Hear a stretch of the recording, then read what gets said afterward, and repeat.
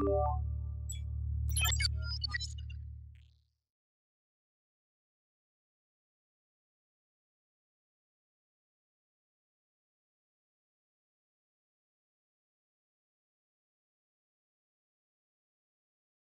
going in. On the next all-new episode of Ninja Kamui. Does anybody have a plan? You must realize that he's headed here. If this ninja dares to try and mess up my new fame, he's dead. Lovely. What about the book? That's enough mindless chatter. So the plan remains the same. We must learn how his technique works in order to eliminate him. Ninja Kamui. Next Saturday night at midnight on Toonami. Next day on Max. On the next all-new episode of Demon Slayer, Kimetsu no Yaiba Entertainment District. Don't you dare lay a hand on my little sister! You scumbag! Well, those are unique explosions. They can inflict damage on a demon's body. They just beheaded me again! It's not fair! Not fair! Demon Slayer, Kimetsu no Yaiba Entertainment District. Next Saturday at 12:30. Only Toonami on Adult Swim.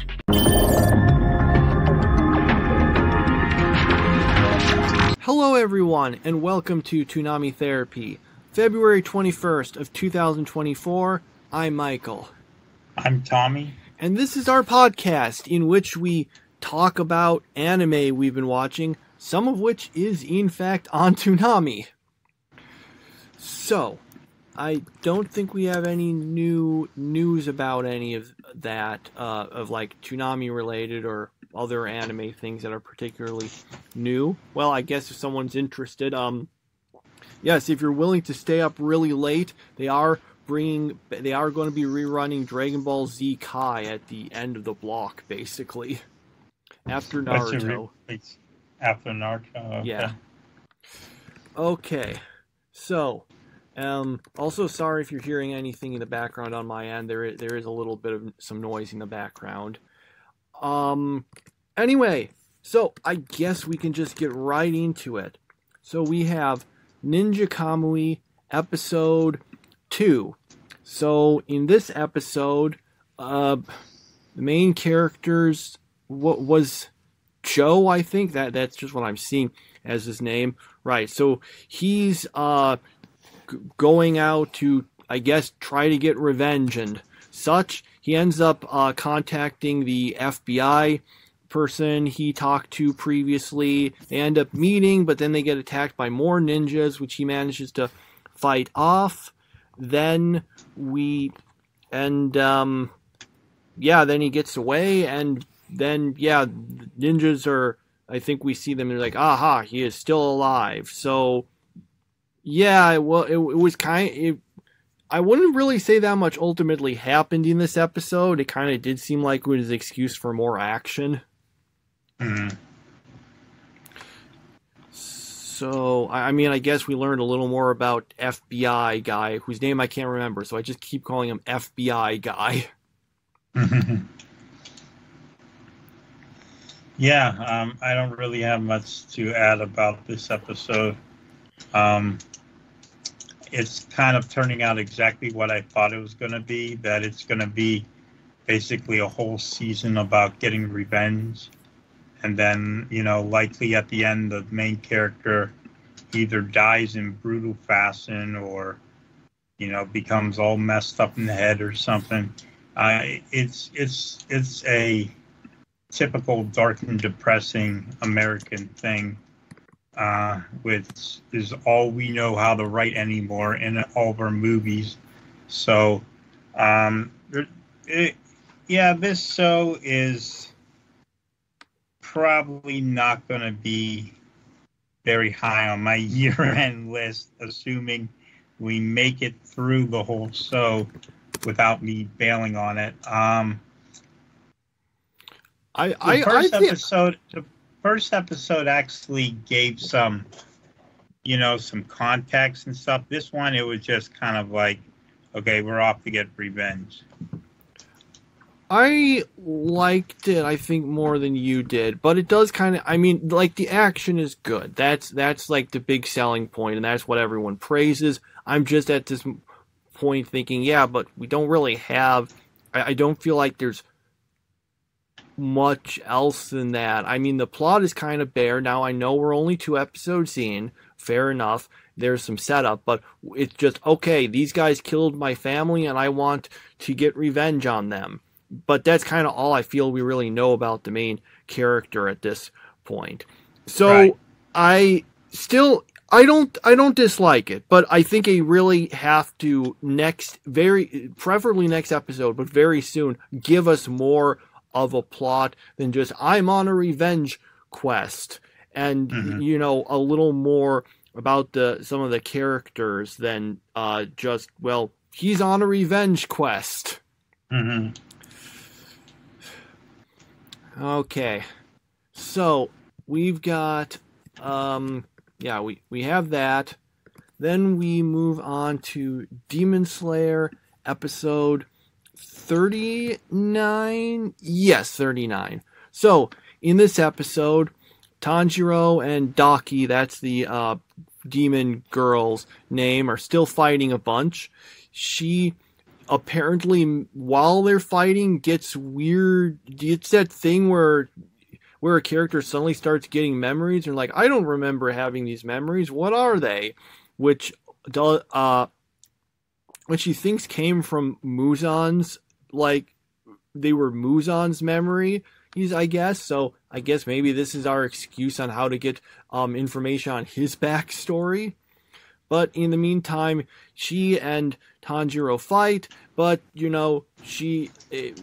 would be kind of lame if, after building up how super strong like the top 6 demons are, if you were to actually just beat her by himself. So she gets the upper hand, but then Nezuko just shows up out of somewhere.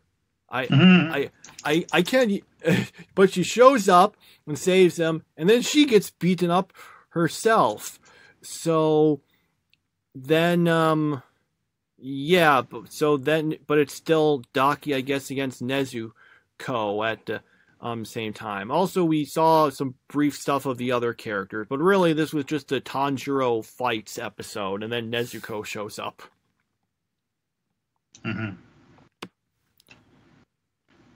So, I thought it was pretty good. Not as good as the last few episodes have been, but I still thought it was pretty good and enjoyable.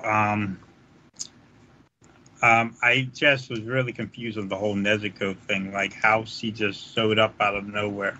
Like that didn't make any sense, and that felt a little forced to me. So I'm not a big fan of that. Yeah, I'm trying to remember exactly when we last saw Nezuko. Now, maybe she did show up and I'm just stupid and forgot it, because I forget a lot of things.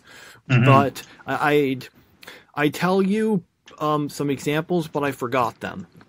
And yeah, I know that's like the most trite joke and predictable one you can make in this sort of circumstances, but unfortunately I forgot any better ones. Anyway, so... Okay, now I legitimately forgot what point I was trying to make because I was trying to make the jokes. Nezuko, where'd she come out of? Oh, right. That was it. So, I'm trying to remember exactly where she was hanging out with. Was he, like, taking around the little box with her still?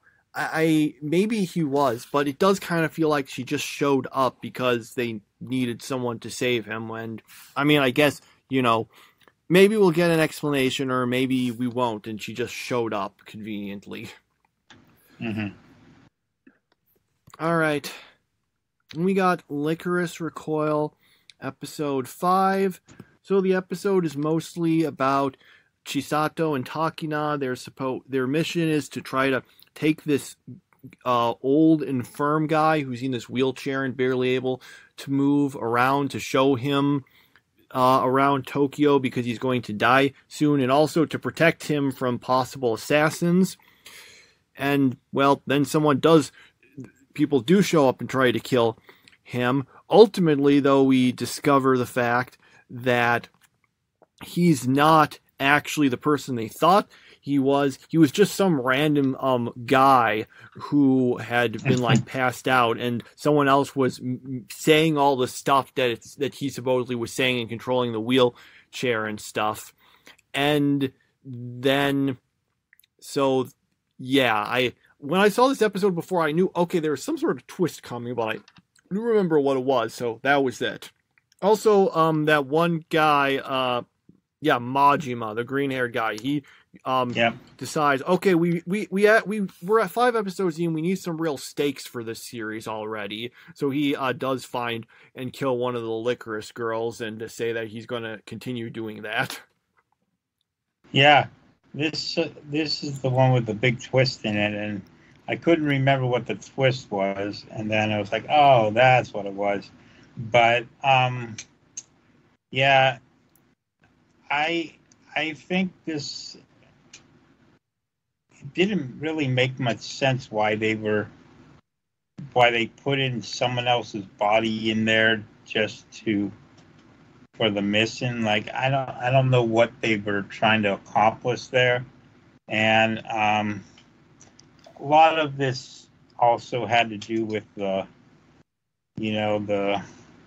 shipping, of course, between Chisato and Takina, so Takina could keep on putting her hands on Chisato's breast and, laying on top of her chest and stuff. So we got a lot of that, and but it didn't have a very satisfying ending to it. By the way, I was going to cosplay as Majima. I figured no one, though, would know who I was, even with the green wig, because it'd be like, what show is this going to be from? But I thought I could do a pretty good cosplay of him, so I'll keep that in mind for the future. Yeah, Lycoris Recoil was a fairly popular series, but I don't know if he's, like one of the recognizable characters. Mm-hmm. Yeah, so I don't, so yeah, that was the episode. It's, I'm trying to think, I'm pondering what I want to say about some things, because I know that some listeners presumably have not actually seen the rest of the series as we have, so I don't want to just spoil, things. So, yeah, I won't say any, thing there. But, yeah, don't really have much else to say about that. All right, then we do have one piece in this episode, and if I can stop and, okay, what actually did happen in this episode again? Let me just check this, review this quick. That one woman was telling all the plans to Nami. Right. Remember that? Yeah, I remember that. I was just trying to think, what did the episode mostly consist of? And I'm thinking, oh no, this was one of those episodes where it kind of like just was skipping between a bunch of different plots, and that's why, and none of them really moved forward, and that's why that was the case. So yeah, Rebecca's still fighting. Doflamingo does mention that he used to be a world noble, or does he say celestial dragon? Because I know that's like the different ways to render it, I think. Well, I'll just say world noble. I can't remember exactly what phrase he used. It's like for Attack on Titan, where I know that in the manga and the anime, one calls them the Scout Regiment and the other one calls them the Survey Corps, and I can't tell you which one was which. Mm-hmm. Anyway, Law manages to... Okay, now I remember the big stuff. Law manages to get away. Doflamingo does spot the Straw Hat's ship and goes after it, but then Sanji shows up, not quite as out of nowhere as Nezuko did. Pretty much out of nowhere. We at least knew he was heading to the ship before. So it's not quite as out of nowhere, but it is pretty abrupt, and he just shows up to fight him, and that was our episode. It was our typical kind of padded out One Piece episode. I felt like more actually happened in this episode, though. I felt like we actually got some real movement in the plot. So I can't criticize this episode completely. I feel like there's just a tad more here, more like, okay, we're getting somewhere. We're still having this ridiculous Rebecca thing. I hate Rebecca. I mean, I don't know what her point is in this whole thing. It was supposed to be about Lucy going and winning the Gum fruit, but now, or not the Gum fruit, the flame fruit, and now she shows up and it's like all about her, and it's like, well, that's nice, but we don't have any clue about. We just met her 5 episodes ago, and I don't get why we're supposed to feel so bad for her whenever she just suddenly showed up, So, yeah, I thought this was a better episode than the last few, so it's not all bad. The funny thing is, I was thinking, yeah, it did seem like maybe a little more. I was trying to see how much of a chapter this one was, because they're adapting less and less. This one technically took things from 2 chapters. It took one from chapter 706, just page 11. Don't know what was there, but that's what the One Piece Wiki tells me. Just page 11 of chapter 706, and then pages 8 to 19 of chapter 723. So put them together, and that's like maybe a little over half of a chapter. Mm-hmm. It just covers less and less and less every episode, it seems. Yeah. Toei, I know I can't tell you to. I know this stuff was made, years and years ago, so it's too late, but please take breaks on One Piece. Just do it. You don't have, if you, or at least have filler arcs. Don't do all this padding. What would you rather have, this padding or Naruto's filler hell?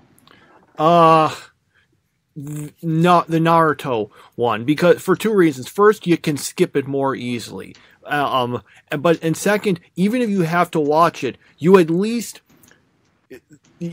know, okay, this isn't super important. And in fact, I did hear some people say, at least that was an opportunity to have some of the side characters who usually don't get a bunch of focus, get more attention. So that was something there. I would generally rather take filler arcs than this sort of padding. Mm-hmm.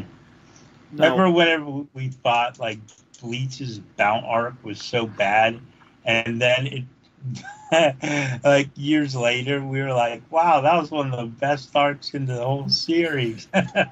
Well, one of the best filler arcs at least, but then again, I suppose compared to some of the later stuff in actual canon Bleach, the Bounds weren't so bad. Oh no, it was better than a lot of the canon stuff. The Rancor arc was just like a complete rip-off the original Soul Society arc. So, it's the same thing. We got to save the princess, and so the Bound arc actually held up pretty well. That other arc with the third squad captain and the princess, that one failed miserably because whenever they translated it into English, they took out the speech patterns of the princess, which really gave her personality.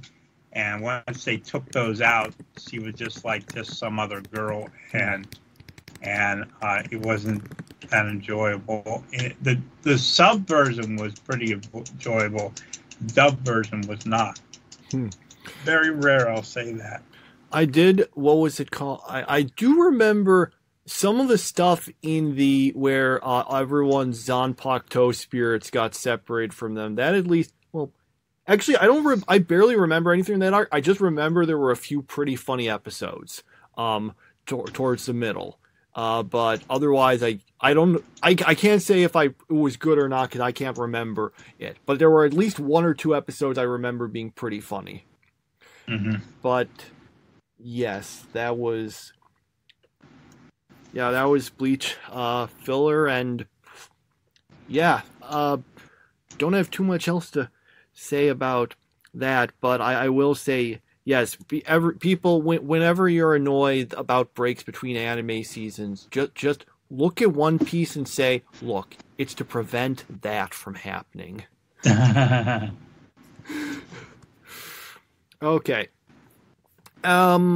Lastly, we usually don't watch it, but because it's actually pretty close to the end of the series, we did watch Naruto Shippuden on episode, I can't remember exactly, let me just check quick. This would have been 477, in which Naruto and Sasuke fight.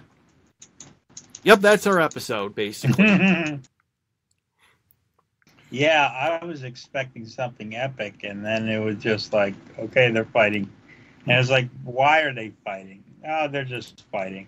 They're just fighting because they have to, get it out of their system. So I was disappointed. I was all ready to, give Naruto a spot on my top 3 and everything, and then it turned out it was a big nothing burger. So we'll find out if before the main story ends, which isn't too far from here, if Naruto can finally punch its way onto the scoreboard here, because looking at the scoreboard here, we have Attack on Titan, 0 points, One Piece, 0 points, now Naruto, 0 points. So you want to get more than that 0. So we'll find out if any of those breaks this. Well, Attack on Titan can't. So One Piece, Naruto, they're battling it out to get off that 0. Yes, we've got the way Naruto works. So we got 2 episodes left of this season, and then that brings us to the end of the second to last chapter of the manga. Then the anime engages in a whole bunch of filler for a while, for about, I think, and then we actually, let me just double check. Am I understanding this? Yeah, we get that. I'm just looking at it and I'm trying to figure out what episode adapted the actual final chapter of the manga. And I'm not sure which one did, because I'm glancing over these descriptions of what happened in the final seasons, and we don't really have. Yeah, that's weird. Doesn't Yeah, I don't know exactly how it is, because I'm just, like I said, I'm just looking at these, glancing over these episode synopses on Wikipedia, and I'm not seeing anything that seems to match up with the final chapter of the manga. What happens is, so basically the manga reaches a point that we'll get to at the end of 2 episodes. Then there's a final chapter of the series, which skips forward, I don't know, like 15 years, something like that, and you just see some of the cast when they're older, and that's what the chapter is about. And you see some of their you see Boruto and some of the other kids also. I don't see an episode that corresponds to that, so maybe I'm totally wrong and they never actually did adapt that. Well, we'll at least get everything up until that point, so that's in the next 2 episodes. And we'll see how it works out. Yeah, I'm suddenly a little surprised that it doesn't look like they had that. Well, I don't want to do that thing where I'm just. Well, no, I just don't want to do that thing where I'm trying to look up something live as we're recording and just annoy everyone. Because I just had that happen in some podcasts where I'm listening to people and they don't really know something, so they try looking things up, and But then a bunch of times they don't really do the research right, so they start saying, so they just like look at one side or something and are saying incorrect information. And I'm thinking, it's so annoying, and I can't even really go tell them because this podcast was like from a year ago, and I'm only listening to it now. Anyway, so we've gotten, so yeah, that's Naruto Shippuden. We got 2 more episodes, and we'll see what happens there. And that then brings us to the end of all of our Toonami stuff that we've been discussing. Now we can move on to the stuff that was not on Toonami that we are discussing. Let me just make sure I have the right episodes. I'm looking at the right things here. Right, okay. So after that, we've got Shangri-La Frontier Episode 12. So, Sunraku and I can't remember their name. The character who, like, you know, plays the female character in the game but is actually a guy. Anyway, so they basically GIRL, guy in real life. Yeah, that. So I don't know if I'm supposed to refer to the character as female or male under such circumstances. Do I go with their like online avatar or their real life one? I don't know. But in any case, the 2 of them go to this place to try to level up some. They fight some monsters. They do get some experiences, and now they're up to 42 and 40. They need to get to 50 because, as we find out, the boss they're going to fight just hits everyone down to level 50. So you want to get to level 50, and after that, it doesn't really matter. So, and yeah, that was essentially it. They just kind of go to the place and they explore it and they fight some monsters and they get some experience. The actual fighting was just kind of okay, but honestly, a bunch of their interactions outside of that were really funny. They were. Like the part where Sunraku discovers that he doesn't know about really important things about the skills because he basically skipped a tutorial. It's like, oh, that one town. Oh yeah, I think I skipped that. So, yeah, it was fun. There were some great jokes here, and the series kind of continues the trend of, hey, when it's trying to be funny, it's great. And then when it tries to focus on more video game things, usually not quite as good. Yeah. Yeah, this one was very humorous and stuff. I enjoyed it. I feel like it was a good episode, maybe my favorite episode so far. Finally getting to know the characters a little bit, although I don't know who's who in real life, so, you know, that's kind of a problem. But aside from that, I thought it was pretty good. Yes, fun episode. All right. After that, we then move back, we move over into a teen romantic comedy, SNAFU, episode 21. Okay, so they're still trying to, this is episode, yes. Okay, so Hachiman just, finally decides, okay, I'm having trouble with all of this stuff. I need to get the other important characters to help me with it. And then he asks for Yui and Yukino's assistance, and eventually manages to persuade them, and then they decide, okay, I guess we will help you out with this. And yeah, that was basically the episode, wasn't it? Unless I'm forgetting something important. I usually am. No, you're not forgetting anything, because this was a awfully dull episode, and very disappointing. I mean, Hachiman and Yukino just might as well go get a room at this point, because they're such miserable people that they deserve each other so bad. You know, like no one else could ever match the two of them to get their miserableness.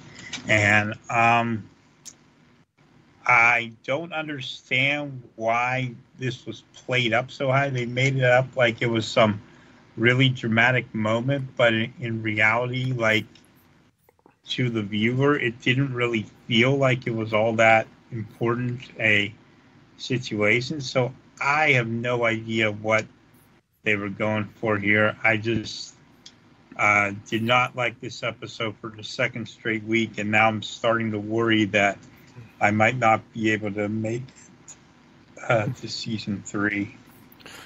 I thought this season was... I liked it at first. I feel like it's once they started this arc about the student council that everything just got boring. That was the point in which I realized that I'm just not really liking the episodes, and these last few have all been about that. Like the earlier things where it was, about trying to, like the starting thing, it was about that goofy thing about trying to set it up so that guy could confess to that girl. Like, that was good. There, yeah. Then we had the part where they were trying to run for the student council, and that was not quite as good, but it was still good. But now that we're actually dealing with the things on the student council, it's just nowhere near as interesting, and is honestly just kind of boring. Why can't why can't the student council be doing like fun, goofy stuff, like like playing card games that Chica brings in or something, like they did on Kaguya-sama? Yeah, they just played too many of those games. Kaguya-sama was like, great, here comes another card game episode. Okay. All right. So, yeah, if I was to describe this episode, it's just melodramatic. Yeah. All right. Good word for it.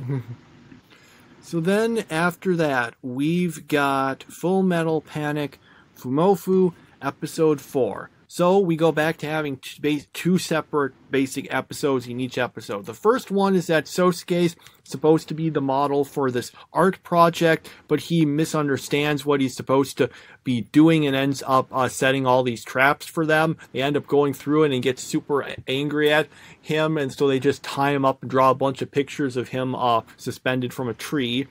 The second episode is where Kaname is just hanging out with this guy she used to know, this former classmate, while Sosuke and what's the name of the girl? The one she's got classes. Kyoko.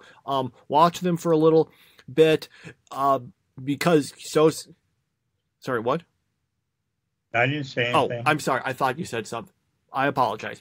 Basically, Sosuke's initially thinking, she might be in trouble, but then decides, oh no, they're just hanging out. But then when they kind of get into a skirmish with some people who might be Yakuza, he ends up, to keep himself disguised, gets into the, since they're all at an amusement park, he takes the mascot costume from someone, puts it on, and then uses it to fight the guys off, and Kaname does figure out it's him, talks to him a little, and then that's basically the episode. And you finally found out why it's called Fumoffu, didn't you? I think I missed it. I'm sorry. What was it again? Well, everything Bonta-kun says is Fumoffu. Oh. So, yeah, that's the only things that Bonta-kun can say. Fumoffu. Okay, well, I completely missed that. Wow. Yep, that's how it got its title. Really.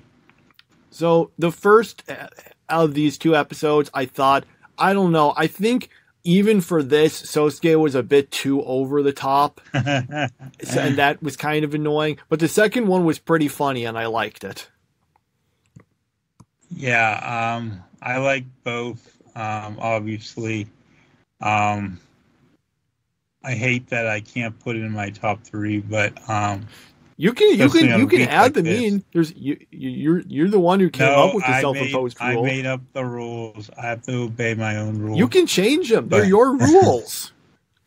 And now, so, but yeah, I really enjoyed it. I know Sosuke's acting ridiculous, but it's kind of the point. You know, it's just kind of like, how messed up can he possibly be? And well, we haven't even seen the original Full Metal Panic people come out yet either, so they'll show up sometime later this season and make for some more tomfoolery. But yeah, as usual, it was funny. There's not much really to say about it. Just really funny. That's all. Yeah, it's unfortunate. I don't really have too much else to say because that's the issue with a comedy, especially like much more of a pure comedy series. This doesn't even really have, you know, a continuing plot, at least so far, like some other comedy series do. Okay, so that's all of the actual anime we watched, but we did still watch the One Piece live action. So we watched episode 7.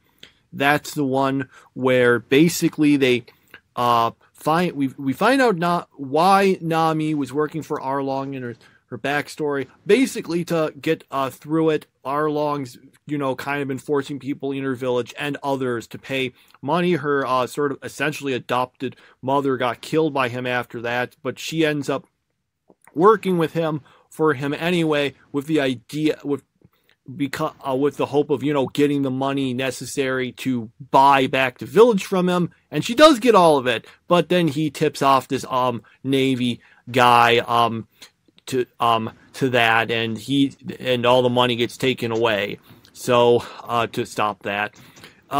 Anyway, Luffy does encounter her, and, you know, says basically that he'll take care of things because, well, he is the main character and Arlong's the big boss, so Luffy always has to fight the big bad guy of the arc. Mm-hmm. So they're all gonna go and fight the Arlong and the other fishmen guys who are now attacking the town. And yep, that's my quick summary of the episode. Yeah, I enjoyed it a lot. Very, very good episode. Probably one of my favorites of the series. So yeah, excited to see how it finishes up. Mm-hmm. One thing I did find a little interesting was the shift they made, because okay, I do try to avoid saying all the, well, this was how it was different in the original. And if anyone wants to see all the difference, go to the One Piece wiki, look at the articles for these episodes. Right at the end, it gives this big list of all of any changes made.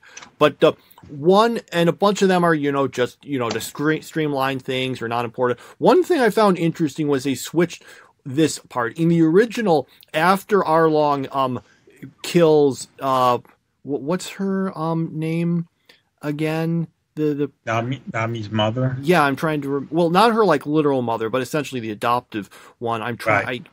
What was it? I felt like it was man, I feel so dumb not remembering this. But anyway, after that, Arlong then sees that Nami is really good at making maps and basically kidnaps her and forces her to work for him. And then makes the offer, hey, if you get all this money, then you can buy the village back and they won't have to worry about me anymore. In this one, she actually goes to him with the idea of trying to do that, which was a bit of a shift, and I found that a little interesting. It's not like a big deal, but I kind of wonder if the original one kind of made it better in the way she was kind of forced into it. But anyway, minor shift there. And yes, it was a pretty good episode. There, I don't really have too much else to say. I just thought it was pretty competently done. You got Nami's backstory, which is, well, at least so far, the most depressing one. But don't worry, we'll definitely top this when we get to Robin's. Yeah. I want to live, all right? That was in like the present. Her backstory was basically to go through it. She basically she kind of lived in this place with all these people, all of which got murdered. And while she managed to escape, she ended up being, while she was like, I think 9 or something, she got this super high bounty placed on her head, and thus had to spend like her life constantly trying to not get caught by anyone who was trying to collect the bounty. So yeah, I mean, like, now sure, it's pretty traumatic to lose your mother figure. It's more traumatic to lose everyone you know. Brooks was pretty bad also. His whole crew died, and then he spent like 50 years just like alone or something. It was a while. Yeah. One Piece, they just keep making the backstories more and more depressing as they go along. Okay. Anyway, so sorry if I gave some spoilers there, but I kind of think I was vague enough about them. Honestly, I think all this stuff we did cover when we watched in the One Piece, so like the anime. Anyway, yes, that's that. We've got one more episode of One Piece, so of the live action. After that, we'll try out some other shows. But for now, I think it's time we give the top 3s of the anime stuff that we watched this week. Yes, so third, we'll start with the top, actually. The top episode of the week, in my opinion, was Shangri-La Frontier. Second place was Demon Slayer. And third place, getting off the snide, getting its first point of the year, One Piece. One Piece makes it on for a third place finish. I'm sure they're throwing a parade down there in Dressrosa because they have finally won something. They are finally on the board. And and that was a lonely place to be. Okay, so for me, I'll put Shangri-La Frontier in first. Then I'll put. I'm suddenly trying to decide between two series. I mean, I know the second and third. It's just the order, and I'm suddenly wondering if I'm doing them right. Yeah, let's go with. I'll put in Full Metal Panic Fumoffu in second and Demon Slayer in third. No, sorry. Other way around. Demon Slayer second, Full Metal Panic Fumoffu in third. Okay. Yes, and those are them. Anyway. All right, I wanted to mention something that I discovered. So I previously thought the most absurd manga or anime title I heard of was this one I mentioned before called like The Case of Me, a Pro Golfer Being Reincarnated as My Little Sister's Putter.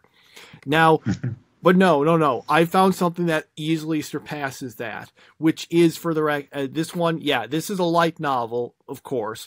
It's got a manga. Maybe it'll get an anime at some point. I'm going to say this title. Backstabbed in a backwater dungeon. My trusted companions tried to kill me, but thanks to the gift of an unlimited gacha, I got level 9,999 friends, and I'm out for revenge on my former party members and the world. Wow. Yeah, that's the title says it all, I guess. Apparently it's actually pretty popular, so we'll probably get an anime of it at some point. Yeah. And on that note, I don't have anything else to say. Do you? No, I don't really have anything else to add for this week. Nope. Okay, everyone. And with that, we'll say that we'll see you next time. Bye.